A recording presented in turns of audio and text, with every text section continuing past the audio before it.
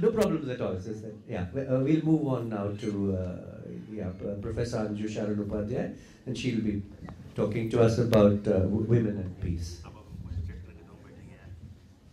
Thank you. Women and peace has been one area where my interest for the past many years lie. And this relates to the American initiative and the American experience. And I'm very happy to make this presentation here. But before we do that, I would like to say that not only should this particular module or course be located in the gender studies or feminism or the pedagogy for literature curriculum, but also in the international relations segment or in the peace and conflict and peace segment.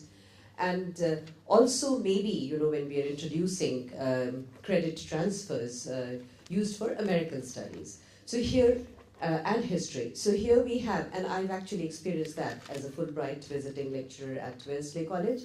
I floated this paper, and although I did it in the context of South Asia, but it was, audited by students from all these disciplines, including people who went in for honors in South Asia.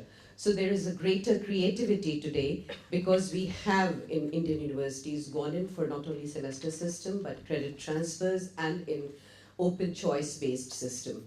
So this is one thing. Having said that, I would also like to share with you all the experiences and the struggles that each one of us have to make to initiate or introduce a fairly new course. And this one does in the face of various doubts that one has to undergo with. Doubts like, does really women and peace come under the category of international relations? Can we not just have one small chapter or one small topic in it? Or, well, the women's studies people would say we have so many other challenges like the economic disparities and the gender biases and all that. So shall we accept this as a course or not? So one has to face these challenges and one has to come with suggestions and solutions that will be acceptable to all. Having said that, I would also like to say that once the course began, it was of interest to all these people who had their initial doubts. So as teachers, as members of Board of Studies, we have to be prepared to face challenges. And this is the beginning of it all. Once we have this segment of students before us, the major challenge of teaching and learning, or rather basically learning, is that most of our students have very limited writing skills and very limited oral skills. We talked about it yesterday. Mandeep raised this issue of having more than 100 students in the class, not having language skills, and so on and so forth. And there is definitely a lack of resource to have teaching, to have tutorials on writing or have tutorials on teaching. And there one has to appeal to the administrators of the academia here to make available resources so that it could be, if not 1-to-1 training, at least 1-to-20 training of these skills. Because no matter how fun the teaching would be in the audiovisual sense or in the other techniques that we use, eventually the written word also counts and goes a long way. So these are some of the challenges that we face. I'll come down to them after making this presentation. Women and Peace, as you know, has been one of the most favorite topics of the early international relationists, although the accusations, as Antichner tells us, were that they want to introduce women and peace because they imply that women are superior to men. But then this very identity was brought in to pull these women down, saying that, well, women are not actually peaceful. Look at what Golda Meir did, or Margaret Thatcher, or Indira Gandhi did. So putting it aside, and goes further to say that basically this was also the argument which was in American context used against the suffragist struggles, saying that they would be promoting pacifism and they would not be all that assertive and go-getters. And this also fed into the stereotypes that men are active and women are passive, and men are agents and women are victims, and men are rational and women are emotional. This was damaging to women and also to peace. And as so many of us are familiar, the questions that Antichner raised against the international relations realist paradigm was the question whether we should actually value, authority to persuasion, or whether we should value uh, the capacity of risking life to the capacity over the capacity of giving birth. And this related to raising fresh questions. So the realist approach to international politics was questioned, and the feminist scholars argued for getting rid of the idealistic associations of women with peace. So what they actually wanted was that not women are peaceful, but when peace is possible only when people who are more gender balanced believe in gender equality, that peace is possible. And they brought in examples from the Arab-Israel dispute. Identities, we've been talking about identities, Shweta talked about it yesterday, and here the feminists bring up this question that identities are not always fixed. And we just had this interaction between Joshua and Nishi. Whether a person is black or yellow, or whether a person is a homosexual, or whether a person is not, or whether a person is aggressive, or whether a person is passive, we have in the gender studies have had this diagnosis, I would say, that identities are in a constant flux, and identities undergo changes, and this is also something which we have included in our course, so that you don't simply label a person for life and you start accepting and expecting performances which are in conformity to those identities, and people also should know that they shouldn't be obsessed by what exactly they feel today. They should also have the conviction of believing it in 10 years later. We're always in the process of critical evaluation of each one of our own selves. So this particular theme gives birth to new agendas, as I just mentioned, of valuing giving life over life risking, and also agendas which were almost like a taboo for a very long time. For instance, rape in war, or military prostitution, or refugees, or civilian casualties.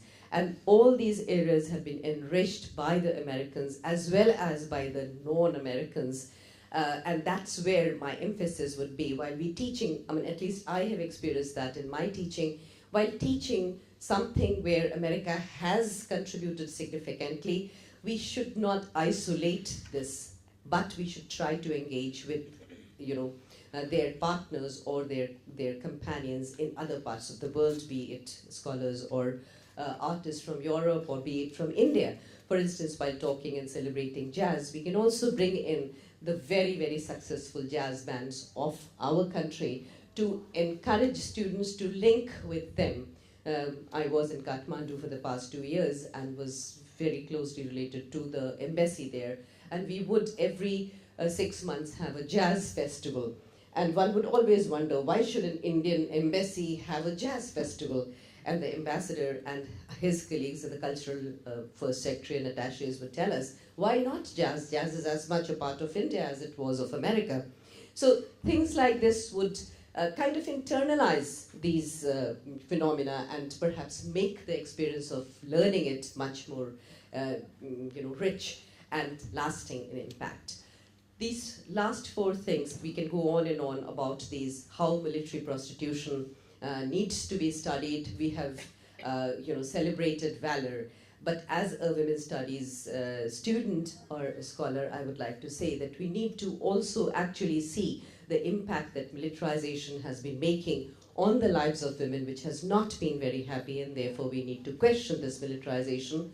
And way back in 1960s, Cynthia and Lowe had brought out this wonderful book of, the morning after, as we know, bananas, beaches, and bases, and also does khaki become you, questioning the militarization and the armed, success, and putting a premium on valor and on bravery, so to speak. And very recently, she has also brought out international politics of militarizing women's lives in the context of the Afghan wars. So these are the tools which I would very strongly recommend. Hardly tools, the resources, the books also. Because what's happening in this process, yes, the classrooms remain very dull with a single teacher doing a monologue. We need to bring in these tools in our classrooms, but also we need to emphasize the value of reading dense text and the value of interpreting it and the value of evaluating it. And that's where these texts come from. Similarly, the problem of refugees, we have this huge council, refugee council, but not many of us know that most of the refugees are women and children. And this is also something that has come to us from the American scholars, and also about civilian casualties. So these are some of the new agendas. The class can take one of these and go into depth and bring out their statistics and their own understanding from the texts that they have read, from the films that they have seen. I mean, there are wonderful films on all these aspects that are, as was mentioned by Dr. Cherian, on the open web, and they can be made use of. There is also a very significant segment that is associated with the American initiative, and that is beyond victimhood. We've studied women as victims. We're very familiar with this expression that the women suffer most in cases of wars, and that women have been raped and maimed, and they have been the sites of humiliation of the enemy. But we do not really bring in those stories about the agencyhood of women.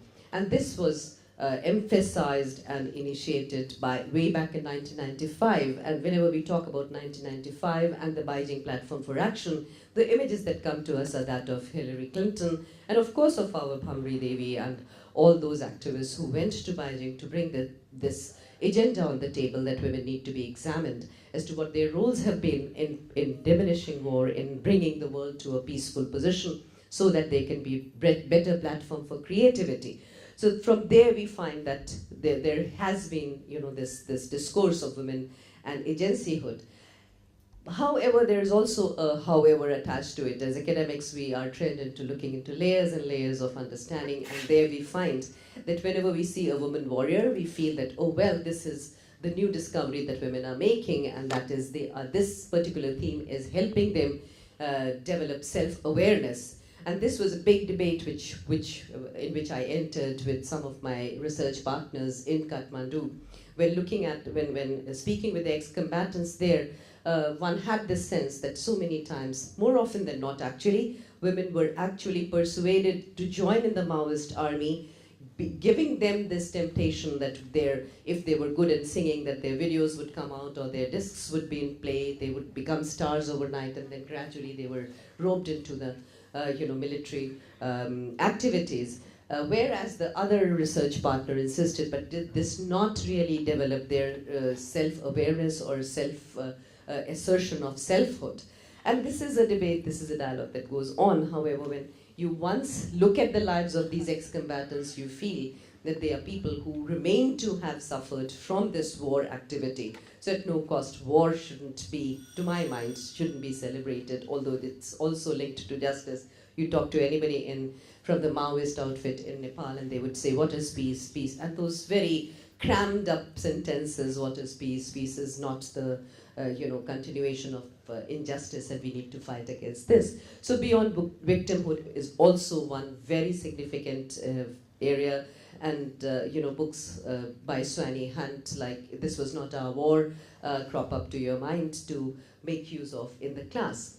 So what has been the impact and implications of this initiative? There has been an initiative to not only protect women by preventing wars, but also to ensure that they are not exploited during war, but maximum participation of women in decision making. And there are 4 pillars, as we know: conflict prevention, women's participation in decision making, protecting women's rights, and having a gender sensitive peace. So these are very, very rich areas. They are also very unexplored areas as such. A lot of scholarship in the making is there, but a lot has to be also kind of manufactured if we want to take this area up seriously. And one good example is not only Article 1325, but also the articles that have been subsequently being brought out to protect women and to involve them in the decision-making processes. And they have expanded the normative framework of women and peace very, very substantially. However, linking the resolution with legal instruments is still needed. For instance, the International Criminal Court still has so many countries that haven't signed. There are, on the other hand, countries that have very happily signed the maximum number of conventions, like CEDAW, and they haven't conformed to what is expected of them.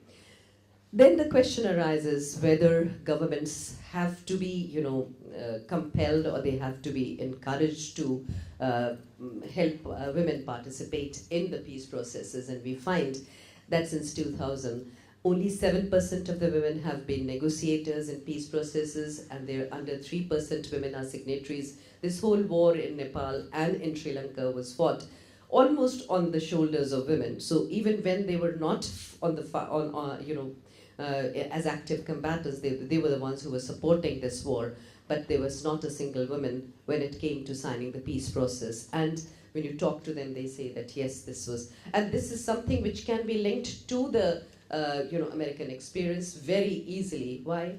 Because this is how we find that the agenda setting, fortunately or unfortunately, is being done by the countries that have capacity or the power to do agenda setting. And we are happy for that at least there are scholars like Ann Tickner and like Cynthia Lowe and like Carol Bateman and so many of them who have raised these issues and who have emphasized that yes, this needs to be taken on the front burner. 13 major comprehensive peace agreements were passed and no women was appointed as a mediator.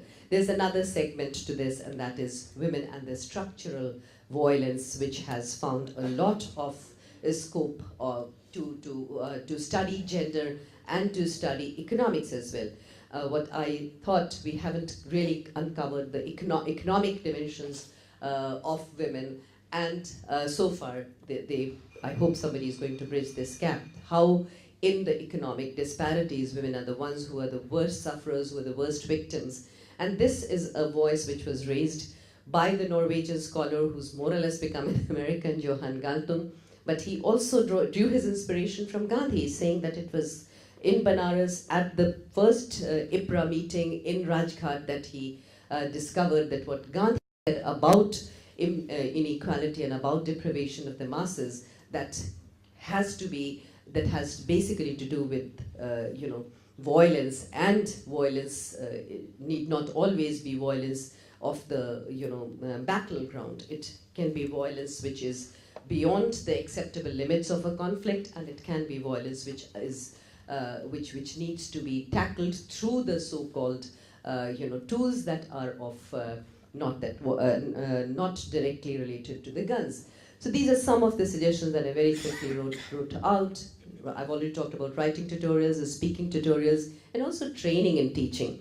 So many of us feel that to be a teacher in a primary school, you have to undergo 5 years of training, in a secondary maybe 2 years of training, but as a university teacher, you become a teacher immediately after doing your master's. I mean, I started teaching within a couple of months of my obtaining a master's degree. And the only guide that I had was that, these teachers of Allahabad University who would come with a very superior air would think that it will be very condescending on their part to connect with the student, would lecture and go away. Thanks to Banaras Hindu University's teaching methods, I unlearned that role that I perceived, and I tried to connect with my students in the classroom.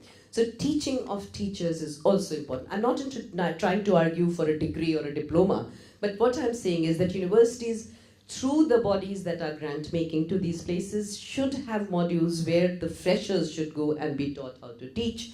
Methodology, of course, we can have a separate thing in that. And the other two things, which I already have kind of fleetingly mentioned, is to have a plug-in methodology as well. Like try to introduce American studies or concepts that owe their existence or their inspiration to the American tradition, wherever they fit in. I mean, IR would be very happy to have the realist approach teach that. And so is the case with women's studies. But there are so many other gray areas where we need to have a plug in those points where these are very easily required. And then also to have independent streams, though that is also yet another story of challenge. How to get students to get interested in this area. We are trying at that, and let's hope one day we will achieve to have greater familiarity with the country, which is a partnering country, a friend or a foe. But with that, I'll finish. Thank you.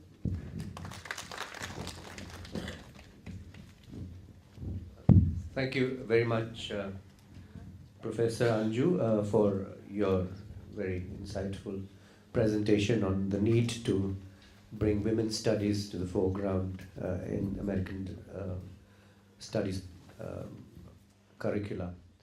Now.